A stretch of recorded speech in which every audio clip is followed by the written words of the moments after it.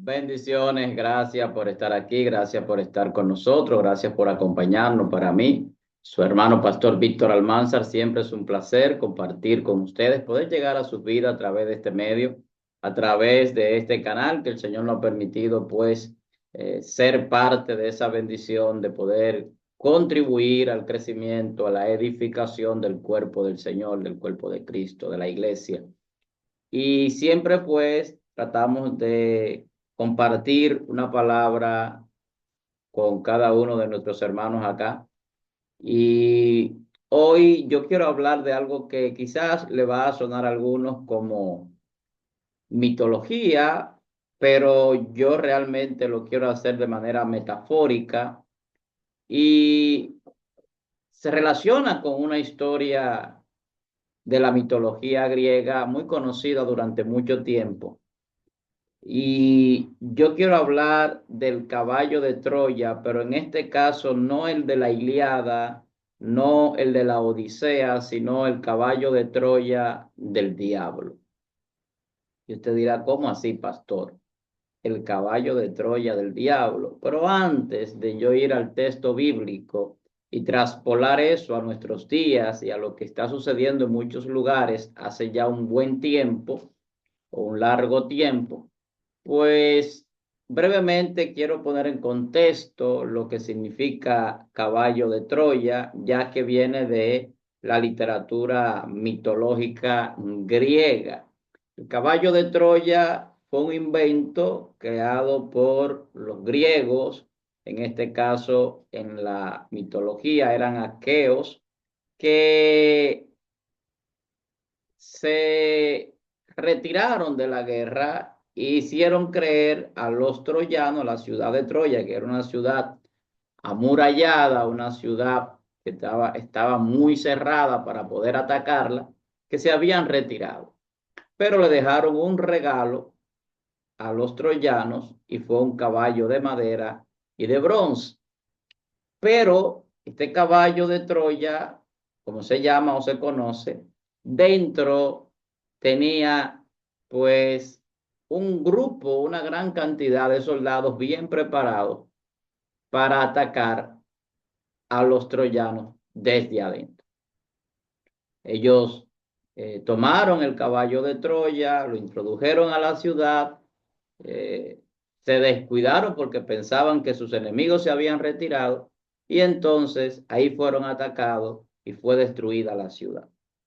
Ese es el caballo de Troya a grandes rasgos o en un resumen rápido de la mitología, de la historia de la Ilíada de Homero o de la Odisea, que es donde primero se menciona. Todo eso se da por una serie de situaciones que no vienen al caso de esa guerra, donde los espartanos pues se unen con otros para atacar a los troyanos por un secuestro de una mujer. Pero ese no es el tema. El tema es el caballo de Troya del diablo. En segunda de Corintios, capítulo 11, a partir del verso 14 lo podemos encontrar. La Biblia dice que Satanás se disfraza como ángel de luz, sus ministros, los ministros del diablo, se disfrazan como ángel de luz. Y habla de personas que ministran o que administran o que tienen algún liderazgo, vamos a decirlo así, que es la manera correcta, dentro de algunas congregaciones o lugares. Y no se me escandalice, porque Timoteo capítulo 4 dice que hay doctrinas de demonios, o sea, que hay demonios que forman y enseñan personas de alguna manera, lo adoctrinan en el error, sin lugar a dudas. Entonces, en nuestros tiempos tenemos un caballo de Troya en muchos lugares y mucha gente lo puede ver y otros no. Y otros están siendo destruidos como aquella gran ciudad desde adentro. Para mucha gente, que es lo que la Biblia enseña, Satanás fue derrotado y eso la Biblia lo enseña muy claramente por Jesucristo. Y esa derrota de Satanás implica la victoria de la iglesia. Pero si usted ve toda la historia, cómo se va desenvolviendo los acontecimientos en el transcurso del tiempo, Satanás siempre ha usado estrategias con astucia para tratar de destruir al pueblo de Dios. No solamente a Israel, que la Biblia lo muestra como el pueblo de Dios, sino también a la iglesia que surge después del ministerio de Jesús, que es el cimiento para la iglesia que conocemos hoy en día, que somos cada uno de nosotros. Y al principio, Satanás empezó una persecución feroz hacia los creyentes, y vemos que los primeros 300 años de la iglesia fue bajo persecución, bajo martirización, bajo encarcelamiento, o sea, torturas, y fue un asedio terrible. Y ahí está registrado. Los apóstoles todos fueron asesinados, excepto Juan, pero luego de eso, 200 años más, sigue la persecución y no había forma de congregarse públicamente, era escondido en cuevas, en las casas, etcétera. Pero la iglesia seguía creciendo. Esa era la forma de Satanás atacar la iglesia a través de los emperadores romanos y tratando de que no se predicara el evangelio, cohibiendo de que esto se hiciera, apelando a que los creyentes eran sediciosos o querían levantarse contra el imperio, entre otras cosas. Se calumniaban a los creyentes, a los hijos de Dios, se decían cosas que no eran ciertas, hasta el punto de tratar de destruirlo y nunca se logró. ¿Qué pasa entonces? Satanás cambia la estrategia. Y como no pudo destruirlo durante todo ese tiempo de la persecución, surge una estrategia nueva. Y esta empieza con Constantino en el 318 aproximadamente. Entonces, a partir de ahí, la iglesia se une con el Estado.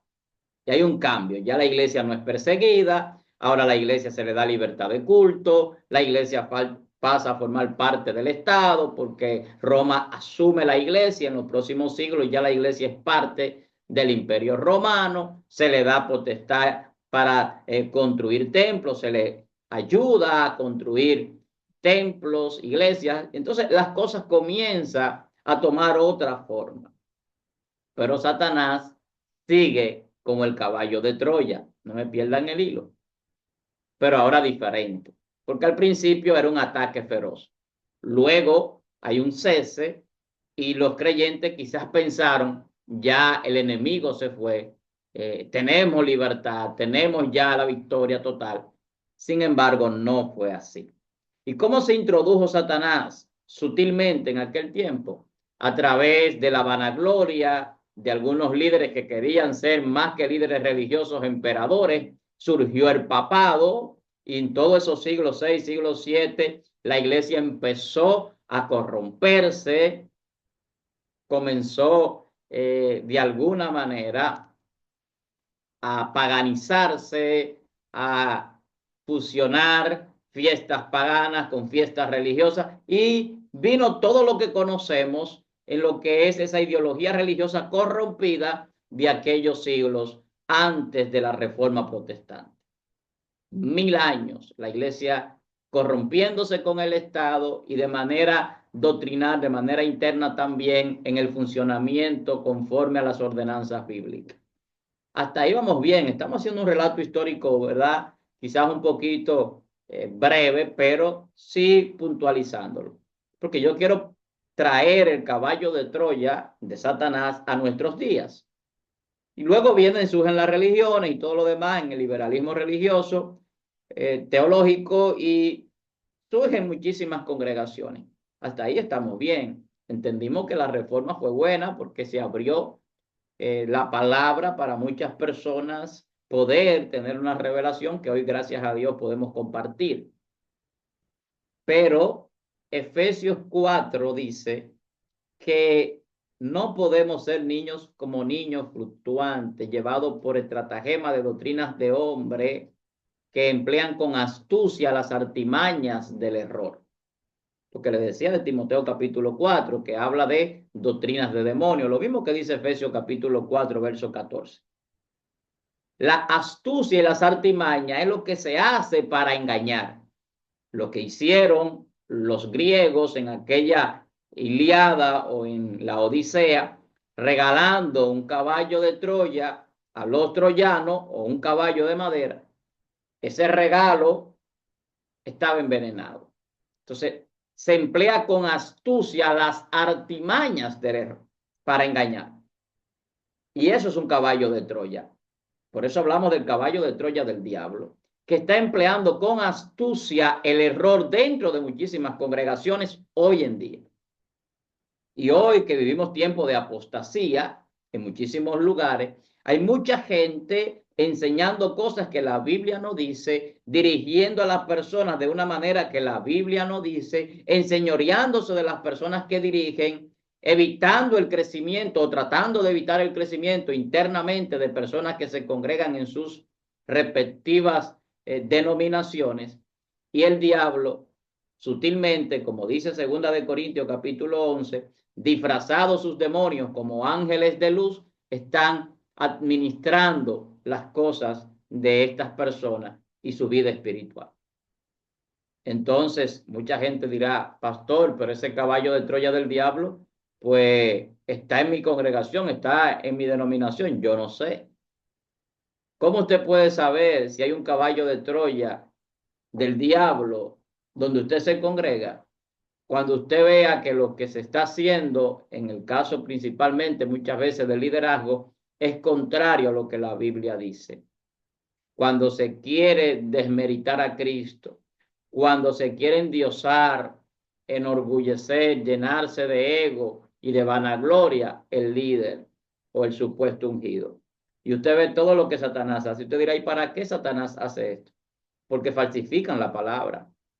Quieren enseñar cosas que la Biblia no dice. Y dice 2 Corintios capítulo 2, verso 17, que medran, o sea, que buscan un beneficio propio, falsificando la palabra. Entonces, lo que la Biblia nos está diciendo a nosotros es que en estos tiempos tenemos que estar atentos a las artimañas, que no podemos ignorar las maquinaciones del diablo, que en estos tiempos Satanás entra de una manera sutil, ¿eh? Se disfraza para que no lo notemos como un caballo de Troya, que era un pelotón armado disfrazado de regalo. Entonces, mucha gente que le están vendiendo una supuesta prosperidad, le están vendiendo una religión nueva que no es la bíblica, donde la gente se siente muy cómodo, humanista. Entonces, de repente, en ese ambiente, el diablo entonces sale del caballo de Troya. Entonces, cuál es el propósito de hablar del caballo de Troya, de Satanás, del diablo, de los disfrazados de ángel de luz, de las doctrinas de demonio, de la apostasía, del pecado, de los engañadores? Que usted abra los ojos, que no tome los regalos del diablo, que no le abra las puertas al diablo, que no le deje brecha a Satanás y sus demonios.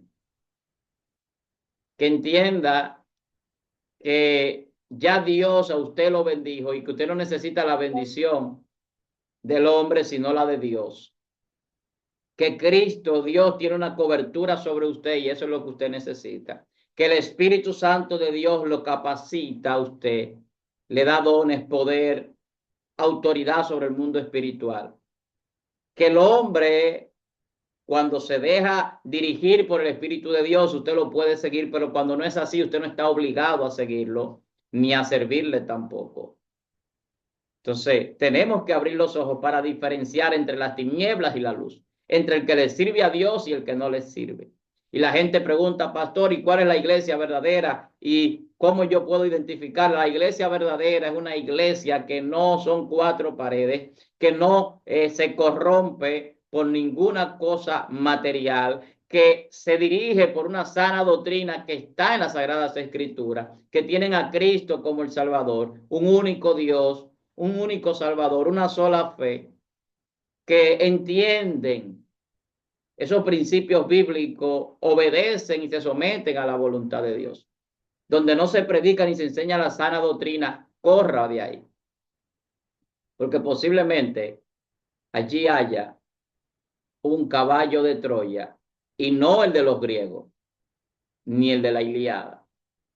Posiblemente un ángel disfrazado de luz. Un espíritu del diablo disfrazado de ángel de luz. Quítele la careta al diablo. Quítele la máscara a los demonios. Descúbralo. ¿Y cómo lo conoceremos? Por sus frutos, dice la Biblia. El Señor hablando dice, por sus frutos los conoceréis. El fruto del Espíritu se manifiesta en la humildad, en esa sencillez, en ese reconocimiento de Dios y obediencia a Dios. Y ese temor a Dios que debe de tener todo hombre que le sirve al Señor. El caballo de Troya ha entrado a muchos lugares diciendo que nada es nada, que usted puede vivir como quiera porque usted lo llamó el Señor a libertad, pero se le olvida decirle que la Biblia dice que esa libertad no sea ocasión para el libertinaje o para la carne, que somos libres pero no para pecar, que somos libres pero para obedecer a Dios. Entonces, que la prosperidad y las bendiciones vienen de parte de Dios y que no es un negocio que usted va a hacer con Dios. Que la salvación viene de parte de Dios y no de la obediencia suya a un hombre. Entonces, cuando usted abre los ojos y entiende que la cabeza de la iglesia es Cristo, que Jesús es el príncipe de los pastores, que Dios es nuestro soberano gobernante eterno, que nosotros estamos llamados a una sumisión total a Dios y una renuncia al mundo, al pecado y a la carne, que las imposiciones del hombre, los dogmas, las normas de hombre, muchas veces quieren invalidar la ley, la palabra de Dios. Que el legalismo del hombre muchas veces quiere invalidar la gracia de nuestro Dios. Todo eso usted lo puede identificar y darse cuenta que en estos tiempos tenemos en muchos lugares un caballo de Troya del diablo, que encubiertamente está introduciendo herejías, está introduciendo falsas enseñanzas, errores, con astucia, está empleando las artimañas del error y mucha gente está siendo engañada. Da pena en muchos lugares la cantidad de gente que va detrás del error, detrás de un negocio que le han vendido en una supuesta o un supuesto evangelio de prosperidad, detrás de muchísimas cosas que la Biblia no dice en esa forma que le va a dar a usted. Ahora, la Biblia sí dice que Jesús, que el Espíritu de Dios siempre estará con nosotros, todo el tiempo. Tenemos que aprender a escucharlo, a obedecerlo y a vivir en ese espíritu. Para mí siempre es un placer compartir con ustedes. Quiero aprovechar la ocasión para invitarles a que participen de nuestro próximo seminario, 8 de febrero, 4 de la tarde, sábado. Son 4 clases. Puede comunicarse al 809-614-9482, que es el número de WhatsApp de nuestro ministerio, y ahí le dan toda la información. Así que nuestro próximo seminario, Sabiduría en Misterios. Vamos a hablar de algunas cosas interesantes de la Biblia, profundidades bíblicas, simbología, patrones, códigos de la Biblia, dimensiones profundas de la palabra, revelación. Pues vamos a hablar de varias cosas en ese seminario que se titula Sabiduría en Misterios. Hay mucha gente ya que se ha inscrito. Yo espero que usted tenga la oportunidad también y que pueda gozarse y seguir creciendo junto con nosotros. Para mí siempre es un placer compartir con ustedes. Recuerden, en este tiempo, Satanás está entrando encubiertamente, herejía destructora a la iglesia, pero su destrucción no se tarda y su condenación ya está establecida desde la eternidad. Todos los que se adhieran a esa apostasía, a ser parte de ese caballo de Troya, serán destruidos. Soy su hermano Pastor Víctor Almanza. Nos reencontraremos en una próxima entrega, si Dios lo permite. Bendiciones para usted y toda su familia.